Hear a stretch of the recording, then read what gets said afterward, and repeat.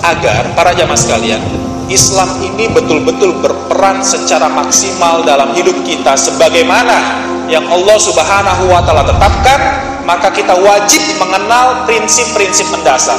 Mabadi'ut tafhim wa tatbiqi dinil Islam fi kitab wa sunnah. Prinsip-prinsip mendasar di dalam bagaimana cara kita memahami dan mengamalkan dinul Islam itu prinsipnya seperti apa? Artinya perkara-perkara yang nggak boleh dilanggar. Ini hukum bakunya.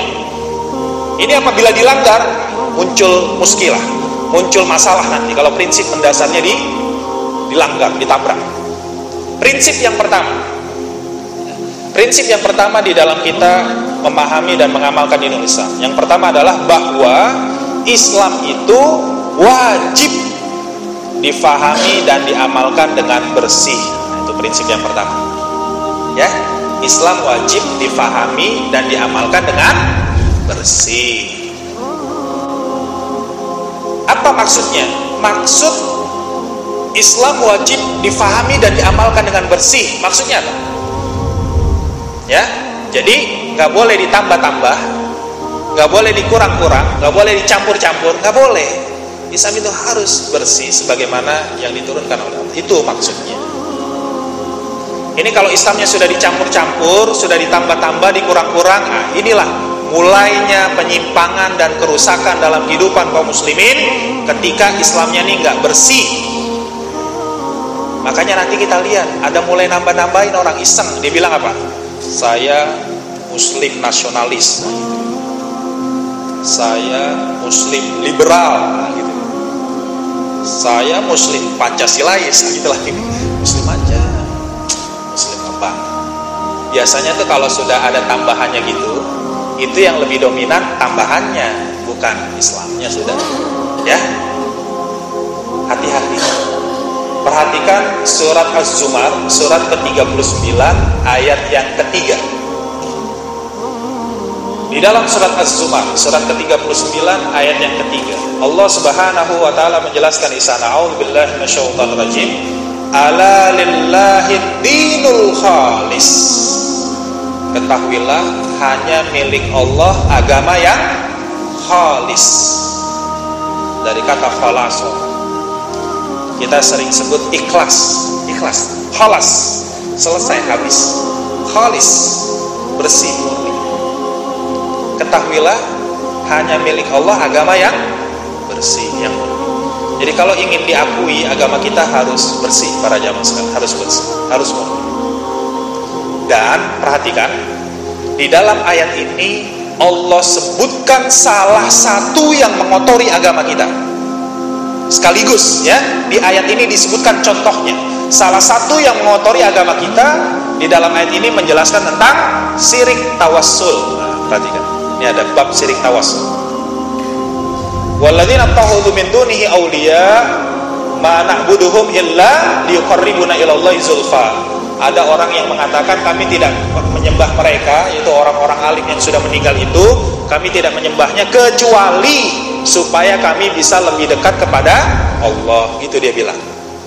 Jadi ada orang yang beribadah pada Allah itu pakai perantara. Perantaranya siapa? Orang soleh yang sudah meninggal. Kenapa begitu? Karena mereka meyakini orang-orang yang meninggal, orang-orang soleh yang sudah meninggal ini punya posisi mulia di hadapan Allah. Posisinya mulia di hadapan Allah. Melalui perantara mereka diharapkan apa? Amalnya cepat sampai. Karena mereka pakai logika ibadahnya. Logikanya apa? Kita mau ketemu pejabat tuh nggak bisa langsung, harus pakai protokoler. Nah gitu dia. Nggak bisa. Coba, bisa nggak mau ketemu sama pejabat? Itu baru pejabat, apalagi Allah. Gitu jadinya. Dia pakai logika jadi. Harus pakai protokoler. Ya kan? Nah ini ada orang-orang nih yang di sisi Allah yang dekat. Siapa orang alim? Kita sebut dia supaya amal kita bisa lebih cepat sampai. Maka disebut tuh dalam doa-doanya, disebut nama-nama orang soleh. Atau datang ke kuburan, minta macam-macam sama orang yang dikubur itu yang sudah meninggal. Biasanya siapa yang disebut namanya? Syekh Abdul Qadir Jailani misalnya. Siapa ya? Susah ya. Atau mungkin dia nyebut Gus Dur, mungkin bisa jadi kan, atau siapa, supaya karena dia yakin ini orang spesial, dia berharap dengan menyebut nama itu lebih cepat sampai gitu. Nah, maka di dalam ayat ini Allah katakan apa? Innallaha yahkumu bainahum fima hum fihi yakhtalifun. Nanti Allah akan putuskan perselisihan mereka yang mengatakan Allah butuh perantara atau tidak. Nanti Allah akan putuskan nanti di hari kiamat. Benar nggak Allah butuh perantara? Yang jelas lihat di ujung ayat. Di ujung ayat Allah bilang apa? Innallaha la yahdi man huwa kadzibun kafar. Allah tidak akan memberi hidayah kepada pendusta. Lihat. Siapa di situ yang dimaksud pendusta di situ? Allah tidak akan memberi petunjuk kepada orang yang dusta lagi kafir, ingkar. Hati-hati, ini kesalahannya bukan kesalahan ringan, fatal, ini kafir hukumnya. Yang dusta di sini adalah orang yang mengatakan Allah butuh perantara. Ini dusta orang seperti itu. Dan kesalahannya kesalahan fatal, lihat, kafir. Makanya di dalam Nawaqidul Iman, dalam bab Nawaqidus Syahadah, di antara poin yang termasuk kategori pembatal iman adalah ketika orang menjadikan antara dia dan Allah sebagai perantara dalam ibadah. Itu yang disebut dengan syirik tawassul. Kenapa dikatakan dusta? Orang seperti ini kenapa dikatakan dusta?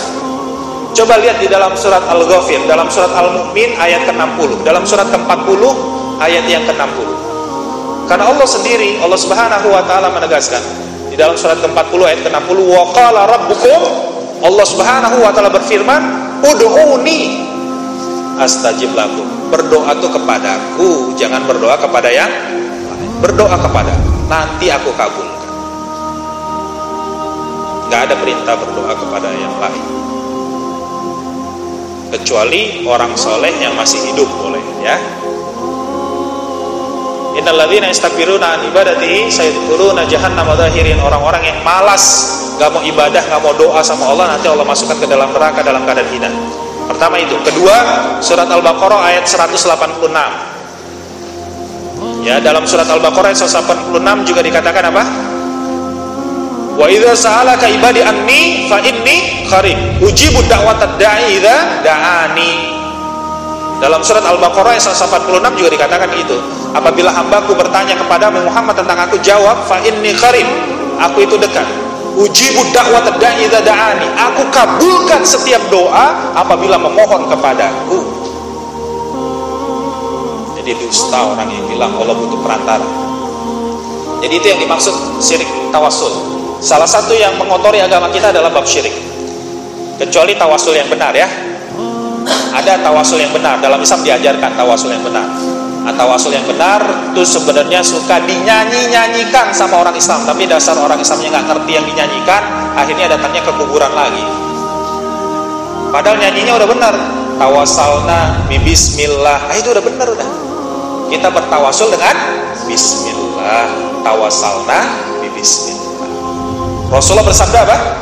Kullu amrin dzibalin la yubda'u fihi bi bismillahi fahuwa aqta. Setiap amal saleh yang dikerjakan tidak diawali dengan bismillah, maka tidak ada pahalanya.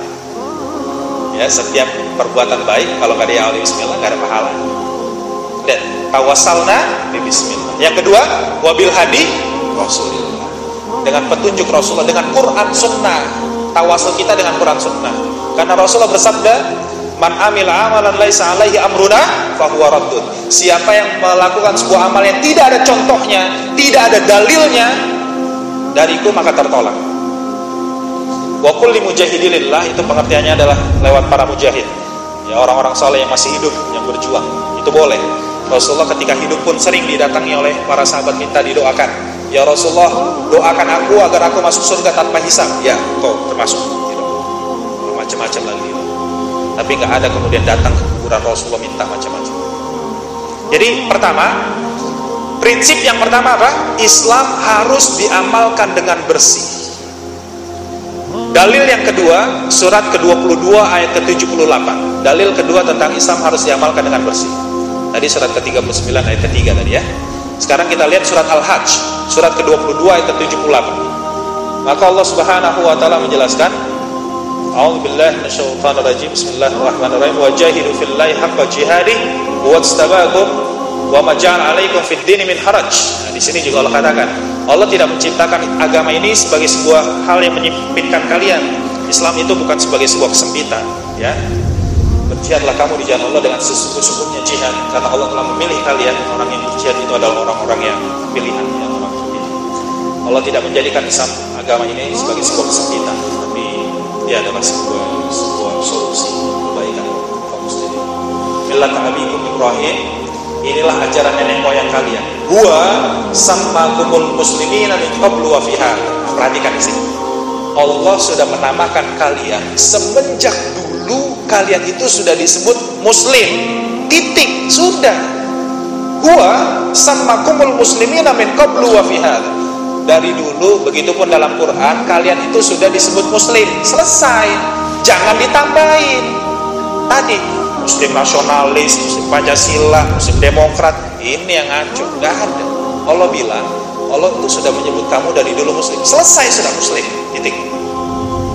Ini pakai ditambah-tambahin, itu yang bikin rusak jadi.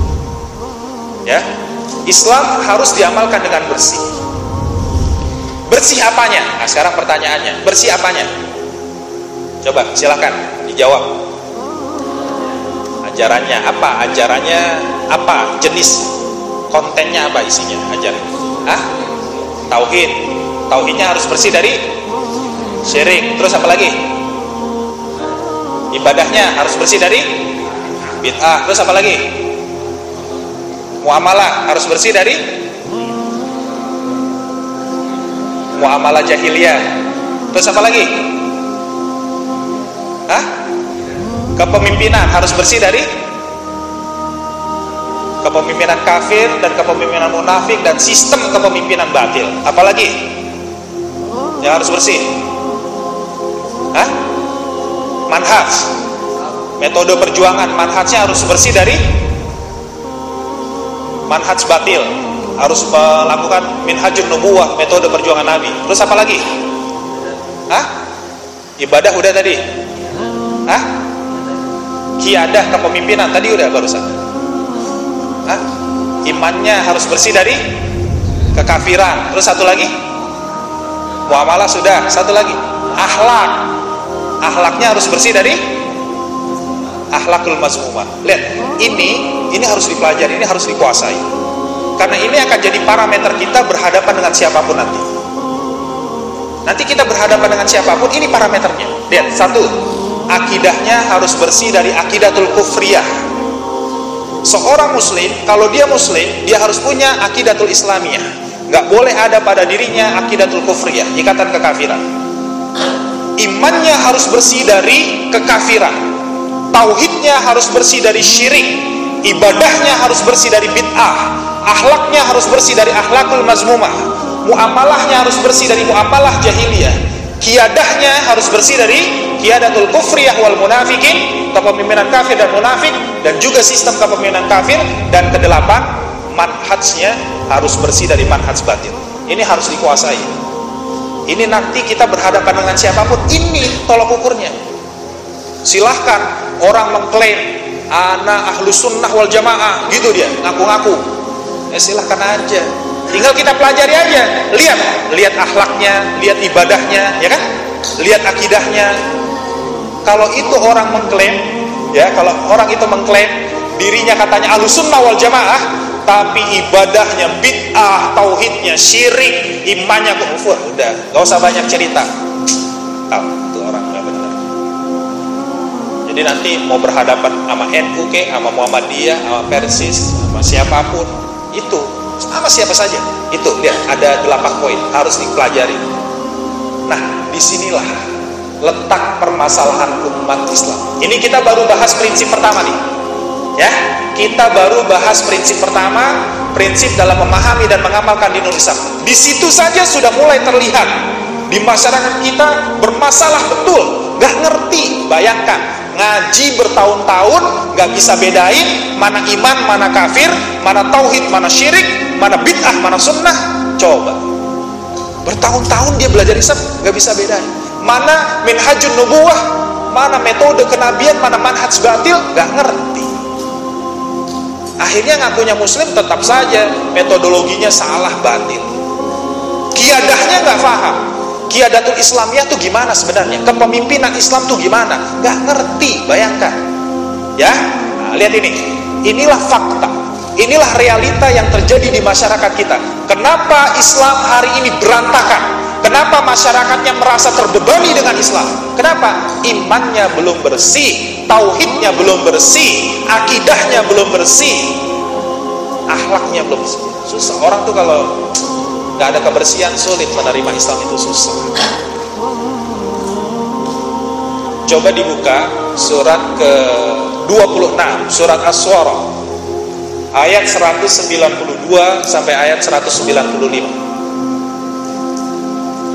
Di dalam surat As-Syu'ara, surat ke-26, Allah Subhanahu wa taala menjelaskan, a'udzubillahi minasyaitonirrajim, ayat 192 sampai 195.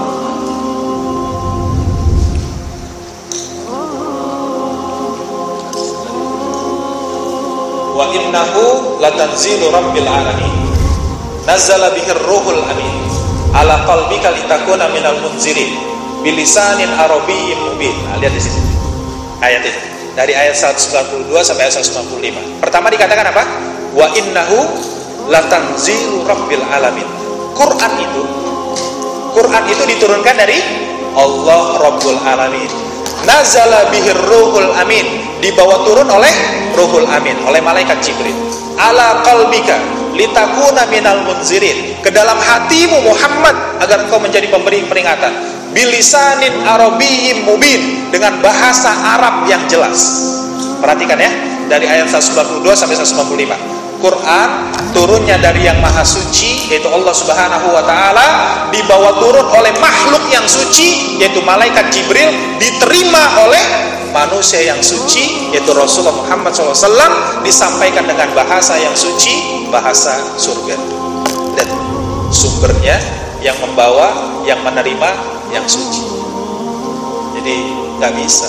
Kita nih kalau masih punya kekotoran, akidahnya kotor, tauhidnya kotor, imannya kotor, sulit, nggak bisa. Kita nggak akan pernah bisa berinteraksi secara maksimal, ya. Kita nggak akan bisa berinteraksi secara maksimal dengan Quran, kotor, berat, susah, ya kan? Tapi orang yang hatinya bersih, hatinya baik, itu nerima ayat cepat, meresap, masuk langsung. Jadi karakter, jadi kepribadian. Makanya para jamaah sekalian, kita buka di dalam surat Al-Jumu'ah, surat ke-62 ayat yang kedua. Di antara metodologi pembinaan masyarakat, lihat bagaimanakah kita harus melakukan pembinaan masyarakat dari masyarakat yang rusak sampai menjadi masyarakat yang baik. Lihat metodologinya di dalam surat Al-Jumu'ah, surat ke-62 ayat yang kedua. Maka di sana diterangkan, a'udzubillahi minasyaitonir rajim, huwallazi ba'atsa fil ummiyina rasulan minhum yatlu alaihim ayatihi wa yuzakkihim wa yu'allimuhumul kitaba wal hikmah wa in kanu min qablu lafi dhalalin mubin. Perhatikan di ayat itu, di ujung ayat dibilang apa? Sebelum Rasulullah diutus, masyarakatnya betul-betul sesat. Bayangkan, Rasul diutus di tengah masyarakat yang sesat, yang rusak, yang kafir, yang syirik, macam-macam, lengkap di sana. Dan itu akan dirubah oleh Rasul. Bagaimana masyarakat yang rusak berubah nanti menjadi kuntum khaira ummatin. Nah, lihat itu. Dalam beberapa masa tiba-tiba berubah tuh, dari umat yang sesat menjadi umat yang terbaik. Bagaimana caranya? Nah, lihat caranya. Dialah Allah Subhanahu wa taala yang telah mengutus seorang rasul di tengah umat yang ummi, umat yang tidak pandai baca tulis. Seorang rasul dari kalangan mereka yang juga tidak pandai baca tulis. Di mana Allah Subhanahu wa taala memerintahkan kepada rasulnya, pertama, yatlu alaihim ayatihi, bacakan dulu kepada masyarakat tanda-tanda kekuasaan Allah. Itu dulu yang pertama. Masyarakat disuruh mikir, masyarakat disuruh merenung. Di sekitar kita, para jamaah sekalian, lihat, di sekitar kita ini banyak tanda-tanda kekuasaan Allah. Kita harus pahami. Contoh, lihat. Misalnya, kita melihat satu benda yang sangat sistemik, ya. Misalnya, kita lihat benda ini. Ini benda handphone, ini benda sangat sistemik. Bisa mengirim data, bisa mengirim suara, bisa mengirim gambar. Ini sangat sistemik sekali. Kita bisa buka berbagai macam informasi. Bisa nggak kita katakan ini benda tiba-tiba ada nih, nggak ada yang bikin, nggak ada yang menciptakan, toto jadi benda ini? Bisa nggak logika kita nerima? Ya, kita bilang nggak mungkin, ini pasti ada yang bikin, kan gitu, ya kan? Ini benda sangat sistemik. Mana ada benda kayak gini tiba-tiba muncul sendiri? Nggak mungkin.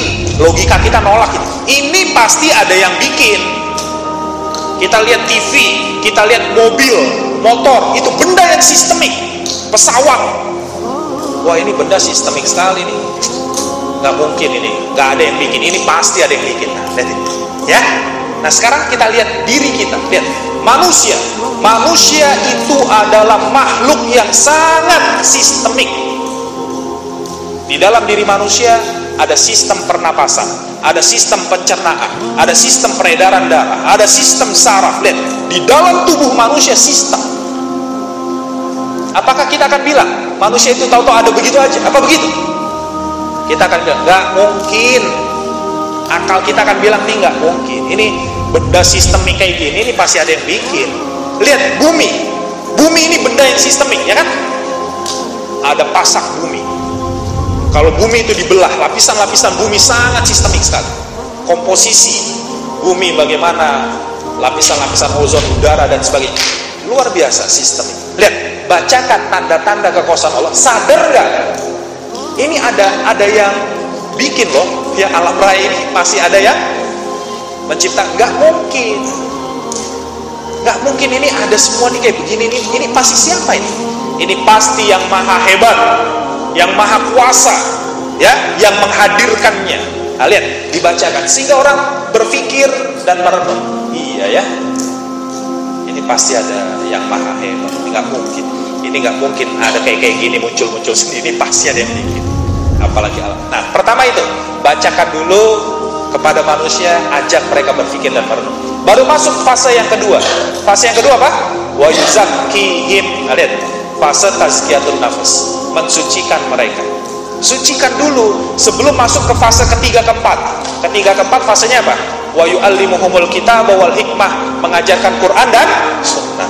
Sebelum diajarkan Quran sunnah, ajarkan dulu tazkiyatun nafs. Wa yuzakkihim, dibersihkan dulu. Itu penting. Para jamaah sekalian, Quran sunnah ini isinya cuma dua, ya. Quran sunnah itu isinya cuma dua. Kalau nggak perintah, larangan, titik. Kita diperintah dengan perintah-perintah, dilarang dengan larangan-larangan. Manusia paling susah diperintah, manusia paling susah dilarang kalau hatinya belum bersih. Coba tes sekali-kali. Orang yang hatinya belum bersih kita perintah, nggak bisa. Suruh sholat, suruh baca Quran, suruh ngaji, hatinya belum bersih, nggak bisa. Dilarang-larang, larang ini, larang itu, hatinya belum bersih, nggak bisa.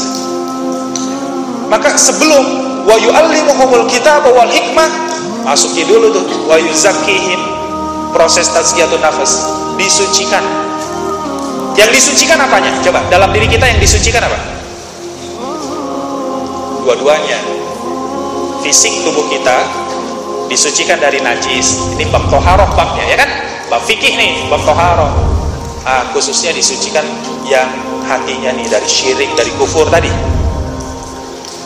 Masalahnya masyarakat kita ternyata metodologi pembelajarannya kalau belajar Islam cuma bab fikihnya doang dibahas. Di mana-mana bahas bab toharoh, bab najis, itu mulu dibahas.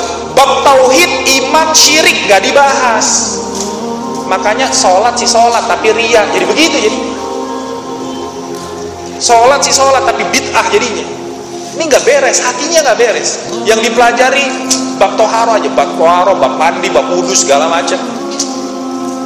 Bersihkan dua-duanya, lahir batin. Itu yang pertama. Islam wajib, prinsip pertama, Islam harus difahami dan diamalkan dengan bersih. Jangan ditambah-tambah, jangan dikurang-kurangi. Dan kita sudah bahas tadi poin-poinnya yang harus dibersihkan apa aja. Ada 8 poin. Itu kurikulumnya para jamaah sekalian. Itu yang harus dipelajari nanti. Jadi bab berikut yang harus dipelajari itu. Bagaimana akidah Islamiyah apa, akidah kufriyah apa, itu pelajari. Kemudian apa itu iman, apa itu kafir, apa itu tauhid, apa itu syirik. Terus satu persatu itu jadi kurikulum. Proses pembelajaran semua harus dipelajari satu persatu biar kita paham bagaimana yang bersih itu seperti apa.